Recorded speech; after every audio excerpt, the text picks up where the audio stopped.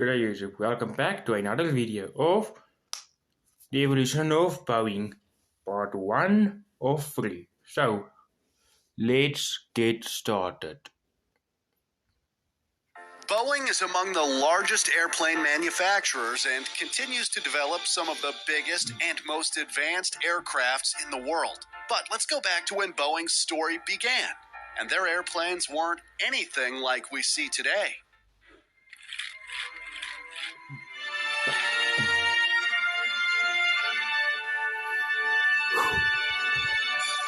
This is the evolution of Boeing.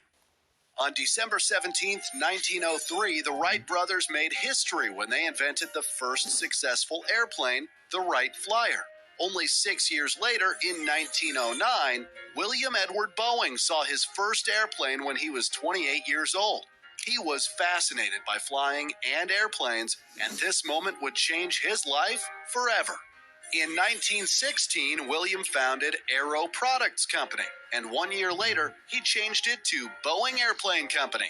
In the same year as the company was founded, he developed his first aircraft, the B&W Seaplane, a small seaplane with a length of 8.4 meters and a wingspan of 15.9 meters. It was made from wood, linen, and wire. On June 15, 1916, William Boeing himself carried out the maiden flight with his first aircraft. The airplane, which he called Bluebill, could carry 2 passengers. Once in the air, it could go 75 miles per hour, and it even set a one-day record, flying 306 miles. In total, only 2 units were ever built. The second aircraft Boeing designed was the Model C. It was an incredibly important airplane since it led to the company's first financial success. At the time, the United States lagged far behind Europe in the technology and number of military airplanes. Great Britain had 400 military airplanes, Germany 1,000, and France even 1,400, while the United States only had 23. This led to a contract for Boeing to make 50 Model C airplanes. These were bought for $116,000, which would be, due to inflation, more than $2 million today. However, when World War I ended, the U.S. military had no use for more aircraft. So Boeing started developing commercial airplanes. Fun fact, the final Model C, named the C-700, was the first airplane to deliver international airmail in the United States. It flew from Vancouver to Seattle. On December 7, 1919, the B-1 seaplane, the first Boeing-designed commercial aircraft, made its first flight. It could carry a pilot and 2 passengers, as well as mail or cargo. Only one B-1 model was ever made. Nonetheless, it had a successful career. The aircraft covered 350,000 miles, which was remarkable for the time.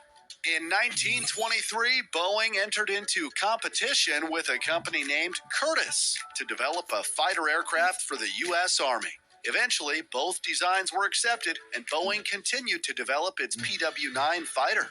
The original engine was a 300-horsepower Wright Hispano, but when a 435-horsepower engine became available, the aircraft was redesigned. It was the fastest aircraft the company had ever built, with a top speed of 159 miles per hour. In total, 157 PW-9 models were built. 157. The PW-9 was the start of Boeing becoming a leading manufacturer of fighters over the course of the next decade. Hundreds of fighters were made, including the P-12 and the F-2B, which became famous because of the U.S. Navy aerobatics team called the 3 Seahawks. In 1925, the Model 40 mail plane was designed for the U.S. Post Office. They wanted to replace the Airco DH-4, which was an ex-military plane. The Model 40 became the first Boeing airplane to carry passengers, with room for 2 people in a tiny cabin, as well as cargo space for mail. Between 1925 and 1932, 77 of these mail planes were built. In 1928, Boeing introduced America's first airliner designed specifically for passenger comfort and convenience. The Model 80 carried 12 people and was followed by the larger Model 80A, which could carry 18 passengers. It had powerful Pratt & Whitney Hornet engines, which led to a top speed of 138 miles per hour and a range of 460 miles. Fun fact, a nurse convinced Boeing managers that women could work as flight attendants. This led to unmarried nurses serving aboard the Model 80, and they became the first female flight attendants. In 1930, Boeing made a revolutionary airplane, the monomail. It made traditional biplanes that had two pairs of wings a design of the past. The lower all-metal wings and retractable landing gear made it very aerodynamic. The design of the monomail laid the foundation for many later Boeing models.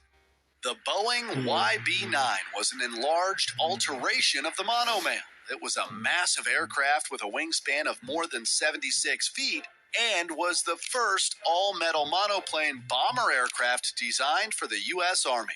With a top speed of 186 miles per hour, it could even outrun the fighters of its day. Multiple variants were made, and in total, 7 units were built. The bomber was able to carry a 2,400-pound bomb load. Fun fact, in 1930, Boeing merged together with major aircraft companies like United Airlines, Pratt & Whitney, Hamilton Standard, and many others to form United Aircraft. These companies served all aviation markets, including civilian, cargo, airmail, and military aviation, which led to a huge monopoly by the company. 4 years later, under the Airmail Act of 1934, these airline companies were prohibited from being under the same corporate umbrella. So the company had to split into 3 smaller companies. This breakup also resulted in William Boeing selling his shares and leaving the Boeing Company. The P-26 Pea Shooter was the first American production all-metal fighter aircraft. Since it was inspired by the design of the monomail, it was 27 miles per hour faster than biplane fighters. The wings were braced, which made it lighter and gave it less drag. The Pea Shooters were also known for their flight formations throughout the United States. In total, Boeing built 151 Pea Shooters. The Boeing Model 247 is a revolutionary airplane developed in 1933. It took the world's first modern passenger airliner only 20 hours, with 7 stops, to fly between New York and Los Angeles. This may seem like a lot now, but this was more than 7 hours shorter than any previous airliner. 2 powerful 500-horsepower engines made the airplane go to 200 miles per hour. According to Boeing, quote, the Model 247 ushered in the age of speed, reliability, safety, and comfort for air travel. In total, 75 Model 247 units were built. The Boeing 314, nicknamed the Clipper, has to be one of the coolest airplanes ever. It was a huge flying boat produced in 1938. It was made to fly the Atlantic and Pacific Oceans and saved a lot of time compared to ocean liners. The Clipper was a massive airplane of its time with a length of 106 feet. The aircraft was made for Pan Am, who turned it into luxury air travel. It had 40 bunks for overnight accommodation, dressing rooms, and a dining salon that could even be turned into a lounge or bridal suite.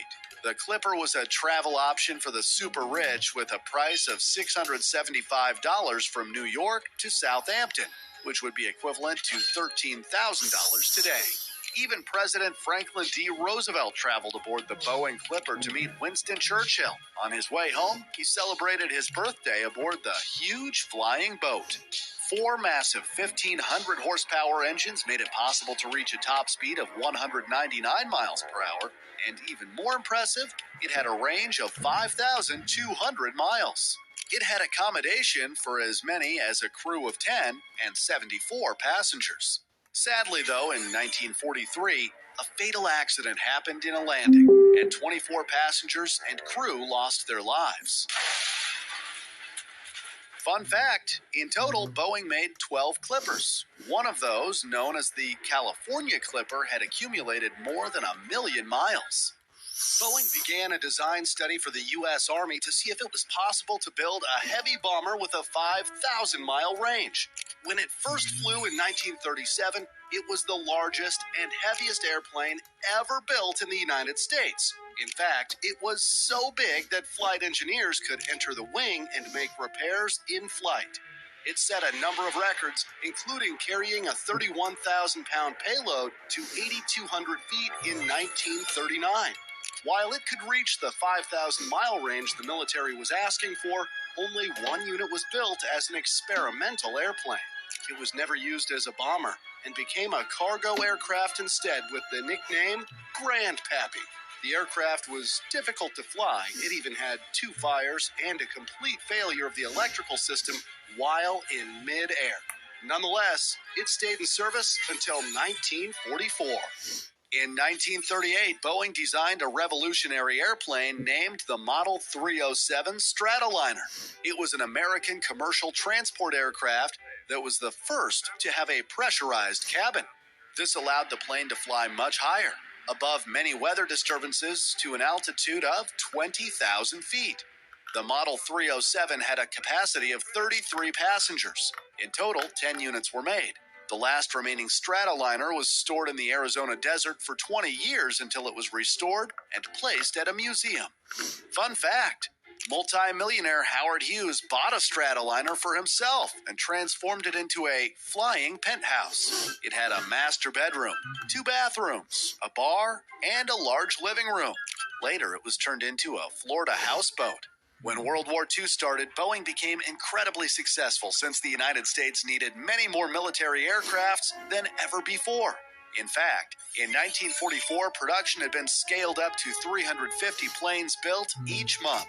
Prior to World War II, the Boeing B-17 made its first flight. It was more commonly known as the Flying Fortress, and for good reasons. It carried bombs and had 5.30 caliber machine guns. It was the first Boeing military aircraft with a flight deck instead of an open cockpit.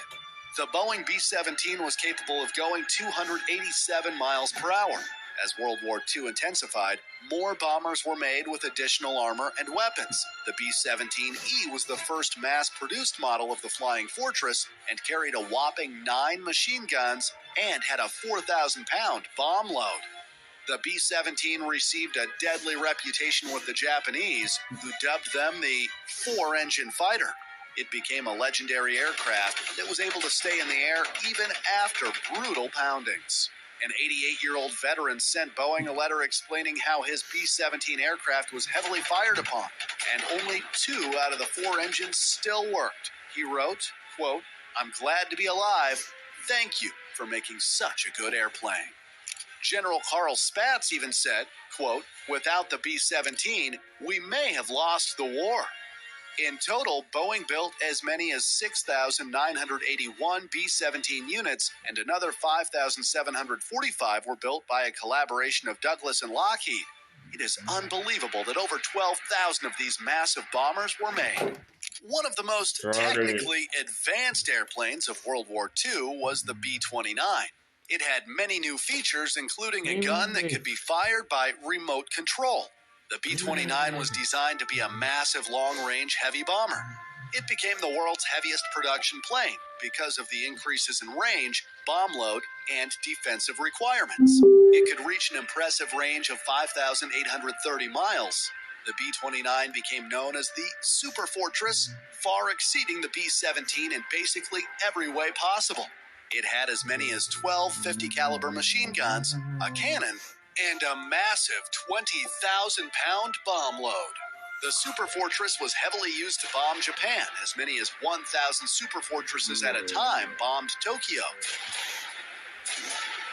On August 6, 1945, a B-29 dropped the world's first atomic bomb on Hiroshima, Japan. Hiroshima!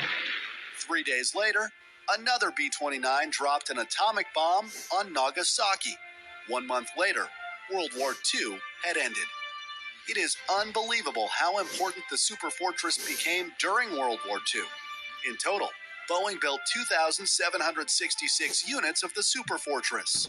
Fun fact, the Boeing B-29 became the only aircraft that has ever used nuclear weapons in combat. Let's hope it stays that way.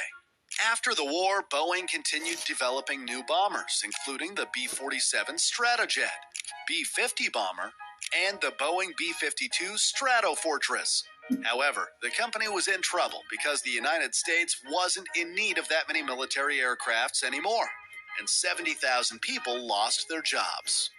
Boeing decided to re-enter the commercial market with a new long-range airliner, the 377 Stratocruiser. The aircraft was based on the C-97 Strato freighter. which was a military transport plane built during the Second World War. The Stratocruiser could carry up to 100 passengers. In 1945, Pan Am placed the largest commercial aircraft order in history, paying $24.5 million for 20 Stratocruisers. The Stratocruiser set new standards for luxurious air travel and had bunk bed units for sleeping. Multiple accidents happened, of which the worst was in 1952, when a Stratocruiser crashed into a jungle.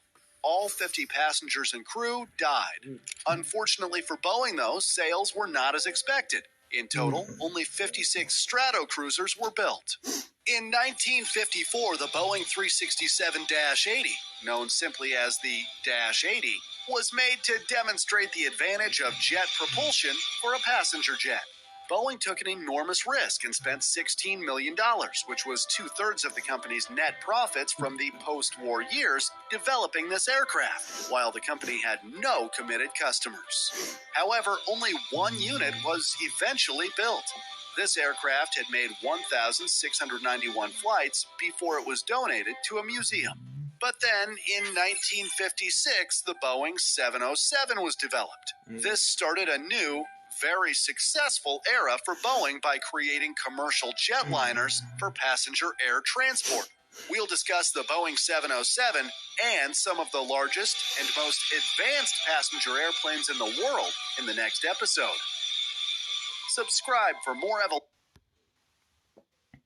Thanks for watching, and please subscribe. And subscribe to Flat Life. Well, is his name. But subscribe to Flat Life. Thanks for watching. I see you in the next video of the evolution of Boeing Part 2 of 3.